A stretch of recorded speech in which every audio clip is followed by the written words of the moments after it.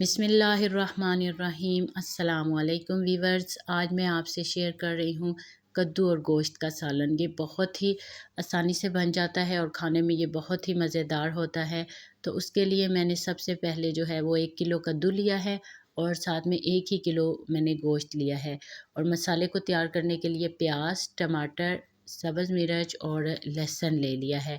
ये सालन जो है वो बनाने में बहुत ही आसान है लेकिन खाने में बहुत ही मज़ेदार है। आप गोश्त को जो है वो सब्ज़ियों के साथ इस्तेमाल करें तो इससे सब्ज़ियों का भी टेस्ट ज़्यादा अच्छा होता है और गोश्त भी खाने में मज़ा आता है। तो अभी मैंने सबसे पहले टमाटर, प्याज और सब्ज़ मिर्च की कटिंग कर ली है और खुशक धनिए के साथ मैंने अदरक को पीस लिया है और लहसुन भी मैंने छील लिया है।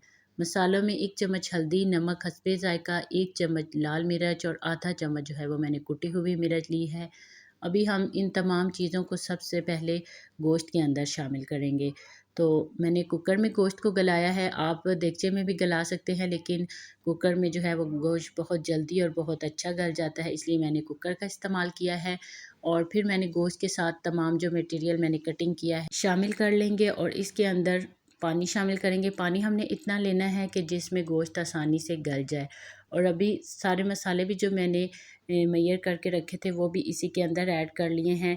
और अब मैं इसमें तकरीबन 2 से ढाई गिलास पानी शामिल करूँगी।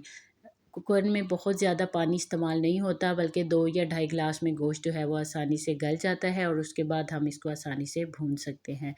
तो अब मैं इस सारे मसाले को अच्छे से मिक्स कर लूँगी और इसको मैं पकने के लिए चूल्हे पे रख लूँगी। और फिर मैंने इसमें जो है वो कुकर को बंद कर लिया है और इसको तकरीबन मैंने 25 मिनट के लिए गलाया है क्योंकि ये हड्डी वाला गोश्त है। तो 25 मिनट में ये अच्छे से गल गया है और साथ में मैंने उतनी देर में कद्दू की कटिंग कर ली है। और इसको मैंने बहुत ज़्यादा बारीक कटिंग नहीं की बल्कि इसको मैंने क्यूब्स की शक्ल में कर लिया है। और गोश्त जो है वो हमारा 25 मिनट में बहुत अच्छे से गल चुका है। तो इस टाइम पे हमने इसको अब भून लेना है।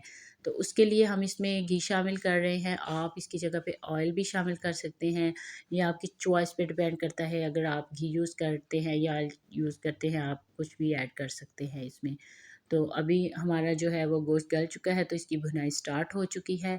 और ये सालन जो है बिल्कुल भी बनाना मुश्किल नहीं है। और साथ ही साथ मेरी आपसे ये भी रिक्वेस्ट है कि अगर आपको ये वीडियो अच्छी लग रही है तो प्लीज़ आप मेरे चैनल को सब्सक्राइब कर दीजिए। और देखिए गोश्त जो है वो भुन चुका है तो इस टाइम पे हम इसके अंदर कद्दू शामिल कर लेंगे। कद्दू को हम इसमें अच्छे से मिक्स कर लेंगे और फिर इसको गलाने के लिए भी हमें थोड़ा पानी इस्तेमाल करना है। तो अगर आप शोरबा बनाना चाहते हैं तो इस सालन में आप शोरबा भी बना सकते हैं, लेकिन अगर आप इसको ग्रेवी वाला बनाना चाहते हैं तो ग्रेवी वाला भी बना सकते हैं। दोनों जो है वो सूरतों में बहुत मज़ेदार सालन बनता है। और आप देखें कि कद्दू को भी मैंने 8 से 10 मिनट के लिए कुकर में डाल के बंद कर लिया था और सालन जो है वो बिल्कुल रेडी हो चुका है और ये बन के बहुत अच्छा तैयार हुआ है। आप भी इसको ज़रूर ट्राई कीजिएगा और मुझे कमेंट सेक्शन में बताइएगा कि आपको ये सालन की रेसिपी कैसी लगी। उम्मीद करती हूँ कि आपको ये रेसिपी अच्छी लगी होगी। आपसे फिर एक नई रेसिपी के साथ मुलाकात होगी इंशाअल्लाह। अल्लाह हाफ़िज़।